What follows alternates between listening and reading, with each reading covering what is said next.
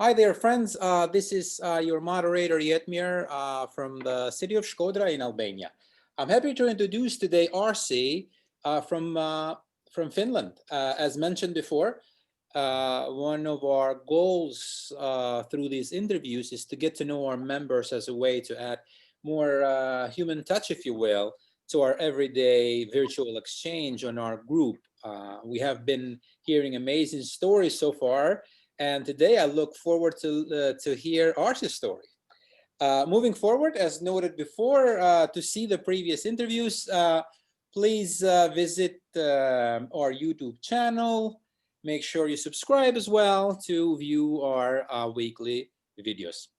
I'm happy to announce there is a possibility of a workshop being created from one of our advanced wildlife photographers, which I personally believe would truly benefit our craft as photographers in this genre. Stay tuned for more info to come. We'll make sure we'll post something in the group in days to come.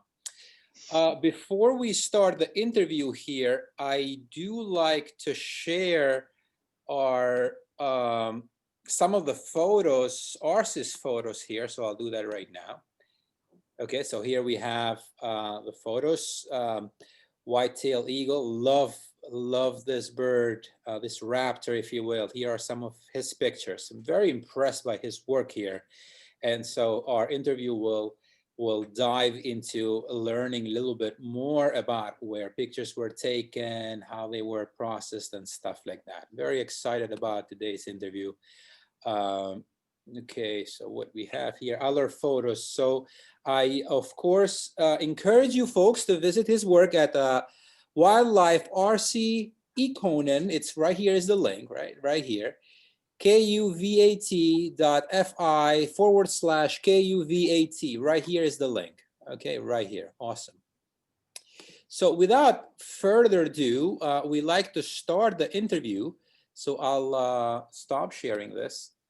Hello here. I'd like to start the interview today with Arsi by asking, how did you get started with wildlife photography, Arsi? Hello, everybody. So I'm Arsi Ikonen, coming from Finland. I'm specialized on the wildlife photography, and I live in a city of Tampere in southern Finland now. And what comes to your question, it's long story, but I will try to condense it. Outdoor lifestyle has always been a part of my life. I was born in eastern Finland, and there are large forest and wilderness areas with low number of inhabiting people. So the outdoor lifestyle is very common and popular there. In my childhood, we went to the forests at almost every weekend and walked there, picked berries, fished, and so on. Just typical outdoor life. There are also some national parks like Pekkelijärvi, Patvinsuo, and so on. Not so familiar international, but familiar to Finnish people at least. When I was 20 years old, I started studying biology in the university and finally did my PhD thesis on the ecology of herbivorous insects. Then I bought my first digital camera in 2004, and because of my background, I mainly photographed insects in the beginning. And step by step, I also started to photograph other animals. And now I am rather specialized wildlife photographer, mainly focusing on the wild birds and mammals. Awesome, awesome. And we asked this question also to other folks, since that we have many questions regarding the settings as well. If you have if you have anything to share, tips, techniques, like what are your settings you use when you go out shooting? Do you have anything set, or do you have, or like different situation? Like how do you treat the settings of your camera when it comes to wildlife photography? Yours. Okay, as I am photographing wild animals, I usually try to get short enough shutter time and at the same time avoid too high ISO sensitivity values. That's my basic principle. Therefore, I mostly use the fully manual mode or shutter time preselection mode of my camera body. The right shutter time, of course, is depending on the whether you are photographing an immobile or fastly moving animal. And as I mentioned, I usually try to get short shutter time as possible, and at the same time avoid too high sensitivity values.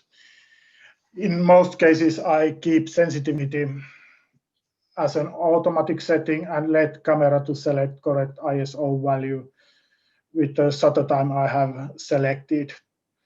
And I know well there is a photography principle to expose to the right.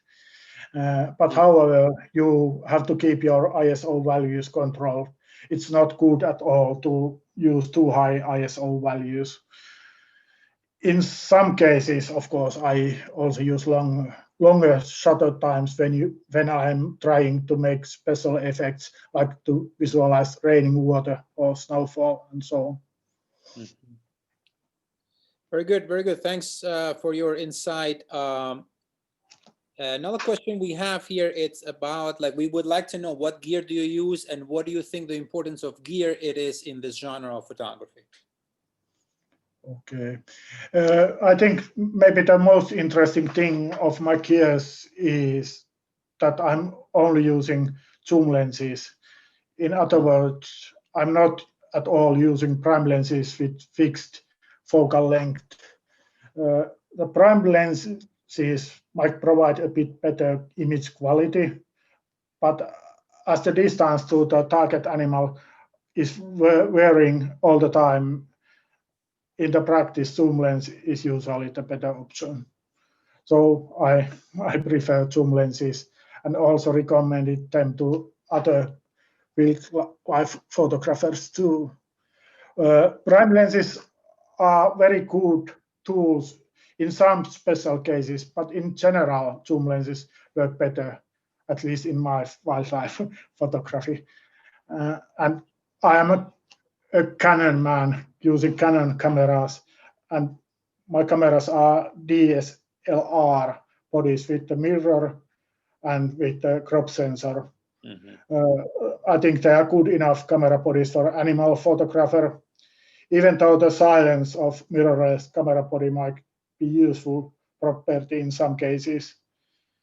And as we most know, Canon has recently published a couple of new mirrorless camera bodies, and now I'm thinking whether or not to change them. R5 is a bit expensive camera body, but let's see. Awesome. I can now that the fact that you mentioned about the zoom lenses and the fixed lenses, I used to have a Tamron 150 to 600 millimeters, and now I have a 500 PF fixed lens, and I can see what you mean by the zoom lens. You have more chances to shoot at different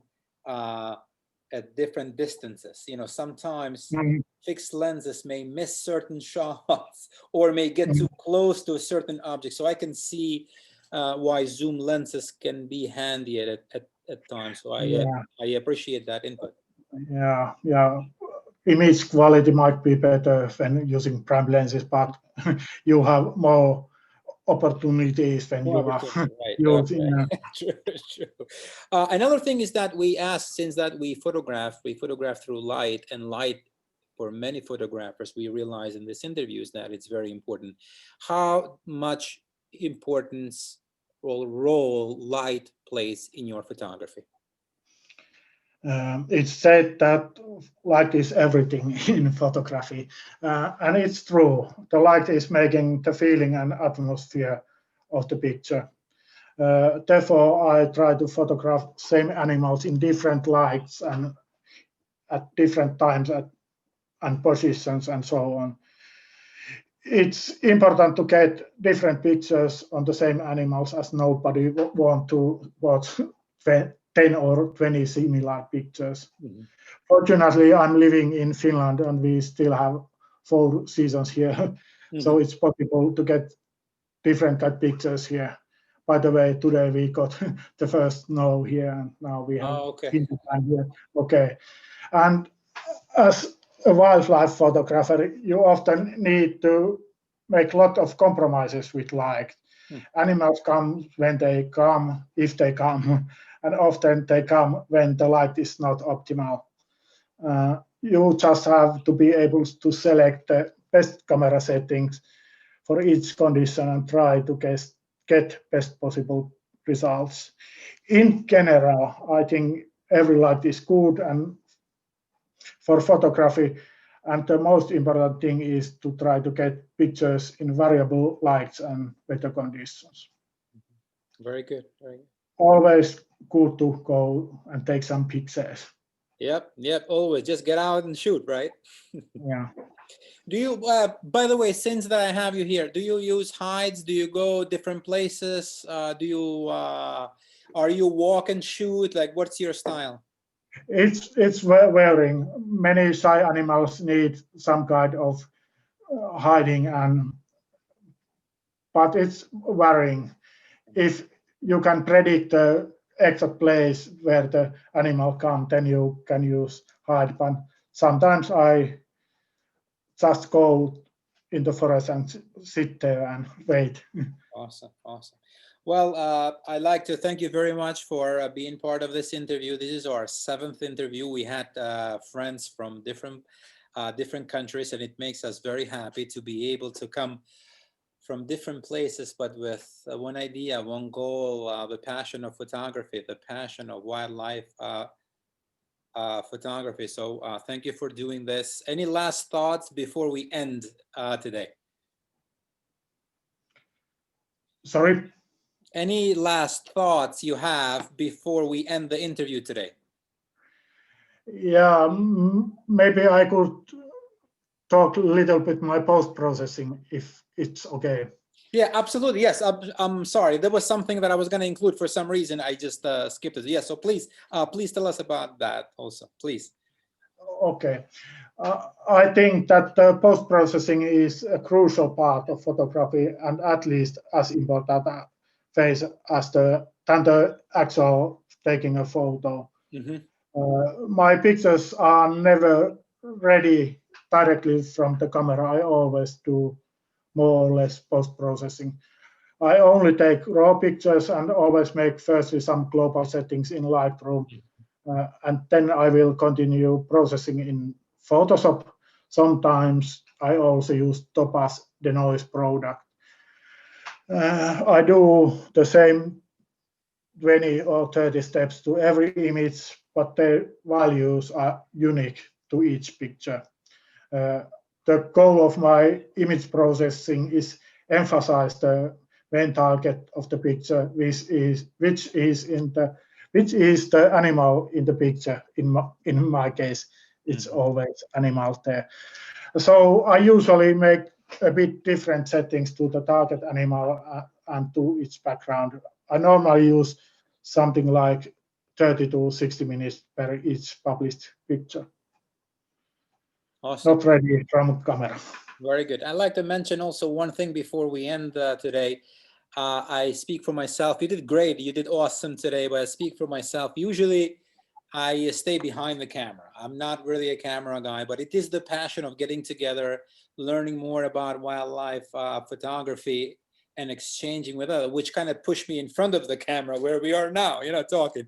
So it's been very challenging, to be honest, but this past 7 interviews really has enriched our understanding about wildlife photography. So I'd like to thank all of you guys, and especially you today, Arsi. Thank you so much from Finland. And I wish you a wonderful evening. And again, thanks so much. Thank you and have a nice weekend. Same to you. Take care. Bye. Bye.